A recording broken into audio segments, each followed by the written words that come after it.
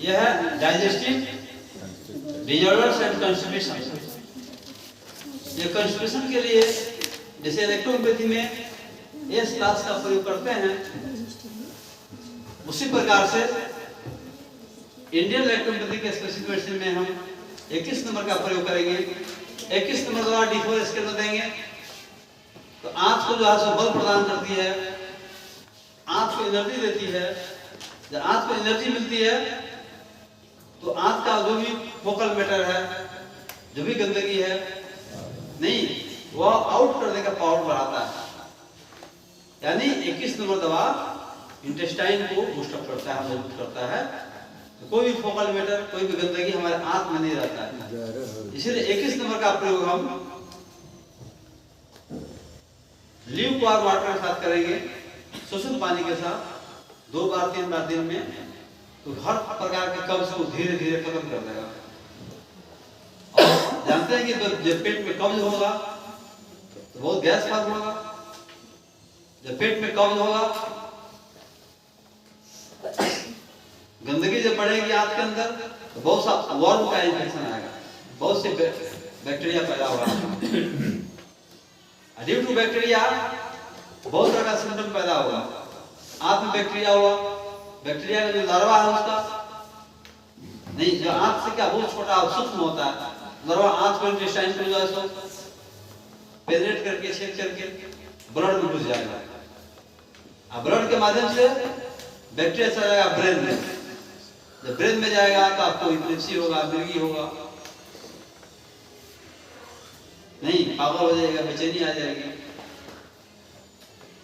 तो कभी कभी इंटेस्टाइन का बैक्टीरिया, मान लीजिए टाइफाइड का बैक्टीरिया ब्रेन में पहुंच गया, सिर का दर्द नहीं जाएगा। कभी टाइफाइड का बैक्टीरिया ज्वाइंट में पहुंच गया, ज्वाइंट पेन शुरू हो जाएगा, मसल्स पेन शुरू होगा, बॉडी एक होगा। नहीं तो उन सभी लोगों में आप पेट को साफ कीजिए। वर्म के चलते जो भी कॉम्प्लिकेशन आ रहा है बॉडी में, नहीं तो उसमें 21 नंबर दवा जो है ये इंटेस्टाइन को क्लियर करती है, साफ करती है।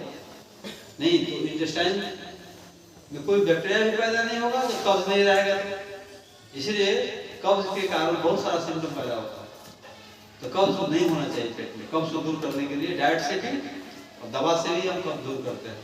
उसके लिए आपका 21 नंबर दवा बहुत इफेक्टिव है, सिंगल अकेले। 22 नंबर आइए। 22 नंबर दवा जो है आपका गाउट एंड आर्थराइटिस, जो भी जॉइंट्स पेन है,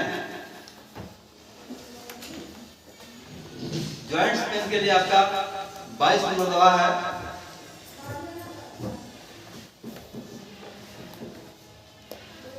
इस 22 गाउट एंड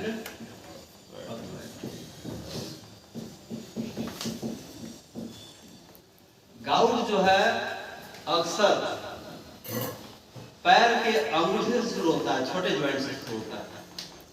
अक्सर ज्यादा 90% लोअर जो हमारा पैर का अंगूठा है वहां से शुरू होता है। और आर्थराइटिस में बड़े ज्वाइंट का पेन, जो बड़े बड़े ज्वाइंट में पेन शुरू होगा आर्थराइटिस है। और छोटे ज्वाइंट से ज्यादा पैर के अंगूठे से पेन शुरू होता है, गाउट है। दोनों में गाउट और आर्थराइटिस में आपका 22 नंबर दवा लाइटर डोज से शुरू होगा। क्यों कि पेन है, दर्द में दवा लाइटर डोज से शुरू होता है। अब 22 नंबर दवा D4 में दे दीजिए, दर्द बढ़ जाएगा उसका, ठीक है। किसी भी पेन में आप दवा लाइटर से शुरू कीजिए। Lighter means D8 D9 D10 D6 के बाद क्या होता है, दवा लाइटर हो जाता है। D4 stop, D5 mild, D6 lighter, D7 D8 D9 D10 मोर लाइटर, ठीक है। तो जितना ही पेन में एक्यूटनेस है, एक्यूटनेस की तीव्रता, जितना तीव्रता है दर्द में, दवा उतना ही लाइटर में जाएगा। एकदम रेडनेस आ गया, लाल हो गया है, सूज गया है, तो वहां D4 दीजिएगा तो और पेन बढ़ जाएगा। नहीं, दवा दीजिए एकदम डिटेल से लाइटर से कीजिए। एक सप्ताह दवा खा के फिर बताएगा रिजल्ट कितना है, फिर उसका पॉजिटिव ट्रीटमेंट दीजिए। आर्थराइटिस का इलाज कर रहे हैं, पूरा उसका डाइजेशन देखिए कैसा है, पेट में कॉन्स्टिपेशन तो नहीं है, ज़्यादा लूज मोशन होता है, 4 बार 5 बार लेटन जाता है, तो ज्वाइंट को न्यूट्रिशन नहीं मिलेगा, जो खाता है निकल जाएगा, तभी ज्वाइंट पेन नहीं ठीक होगा।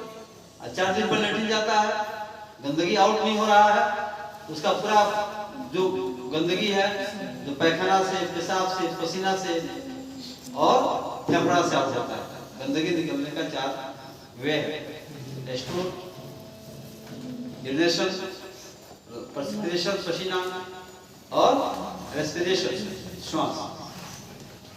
नहीं कार्बन डाइऑक्साइड छोड़ते हैं, ऑक्सीजन लेते हैं।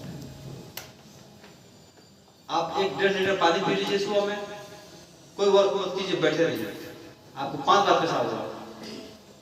पानी पी करके आप दौड़ जाइए 2-3 किलोमीटर है, पेशाब नहीं था, वो पानी कहाँ गया?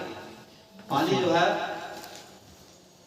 वेपराइज हुआ, बड़ी हीट हुआ तो पानी वेपराइज हुआ, वेपराइज के साथ साथ क्या हुआ, जितना भी गंदगी है पसीना के माध्यम से आउट हो गया, आपका स्किन भी क्लियर हो गया, ब्लड से पसीना के रूप में गंदगी निकल गया, पानी भी वेपराइज हो गया हीट से, तो पेशाब कम हुआ। देखिए कितना फायदा है एक्सरसाइज से, सब टॉक्सिन निकल गया। तो 22 नंबर का प्रयोग हम छोटे बड़े ज्वाइंट्स में पेन होता है तो डोज इसका लाइटर यूज करेंगे, लाइटर से स्ट्रोक पाएंगे। नंबर 23 देखिए, ट्यूबरकुलर अफेक्शंस। 23 नंबर दवा ट्यूबरकुलर अफेक्शंस। क्रोनिक कफ हो गया आपको, क्रोनिक मींस होता है पुराना, 4 माह 6 माह 2 साल 3 साल से कफ है, कफ पैरालिसिस ट्यूबरकुलर हो गया, कफ में बदबू आ रही है,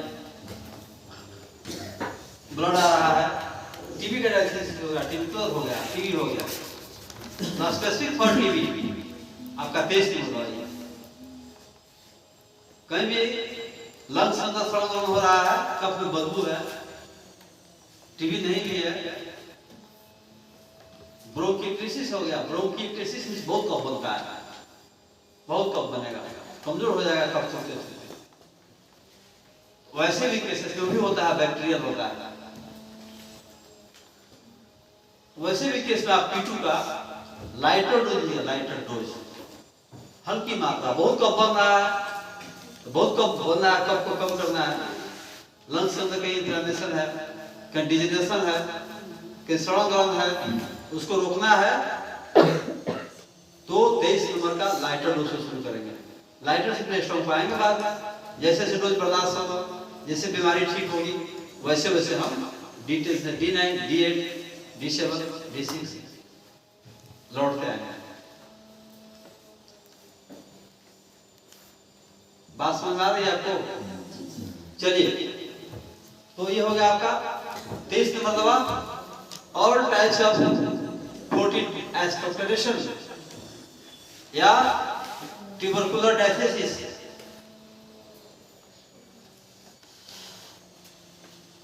प्रोटीन एस्पेक्टेशन यानी कफ में बदबू आ रही है, यानी सड़न हो रहा है, ट्यूबरकुलर डायथेसिस हो गया, तो 23 नंबर वाइज में बोलना है। डोज क्या होगा इसका? लाइटर से शुरू करेंगे। 24 में आइए, कैल्शियम डिफिशियंसी। 24 में दवा जो है ये कैल्शियम डिफिशियंसी के लिए बना है। Calcium deficiency 24। जब कैल्शियम की डिफिशियंसी होगी, बच्चों में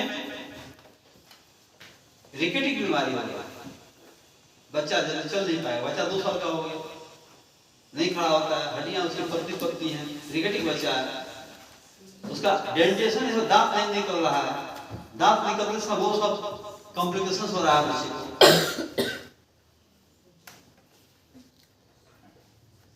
24 जो है बोन स्ट्रेंथ के लिए भी प्रयोग किया जाता है। इसका हड्डी कमजोर है, हड्डी टूट जाती है, हड्डी टूटने बाद हड्डी जोड़ने के लिए भी बोन फ्रैक्चर्स में हड्डी टूट जाती है, बोन फ्रैक्चर्स में भी आप 24 नंबर का प्रयोग करेंगे, नहीं तो मिरेकल इफेक्ट आता है। आप जानते हैं कि बोन बढ़ता है तो हाइट बढ़ती है। हाइट बढ़ाने के लिए न्यूट्रिशनल डाइट देंगे, पोषक तत्व होना चाहिए, उसमें कैल्शियम की मात्रा जिस डाइट में हो, और 24 नंबर दवाई का प्रयोग करेंगे तो बच्चे का दांत डेंटेशन पीरियड में कोई कॉम्प्लिकेशन नहीं होगा, दांत आसानी से आउट हो जाएगा नहीं, और दांत टेढ़ा मेढ़ा नहीं जमेगा। जब कैल्शियम की डेफिशिएंसी होगी तो बच्चे का दांत टेढ़ा मेढ़ा जम जाएगा, दांत बाहर निकल जाएगा। एक तो जेनेटिक बीमारी है, पूरे खानदान में दांत बाहर होते हैं, और एक जेनेटिक नहीं है, डिफिशिएंसी से हो गया। तो डिफिशिएंसी से अगर हो रहा है कमी से तो नहीं होगा 24 नंबर दवा देने से। बोन में पावर नहीं है, ताकत नहीं है, नहीं, आपको ज्वाइंट पेन में भी 24 नंबर का प्रयोग करेंगे तो ज्वाइंट के कार्टिलेज को, लिगामेंट को, टेंडन्स को काफी मजबूती मिलेगी, तो ज्वाइंट मजबूत होगा। 25 नंबर जो दवा है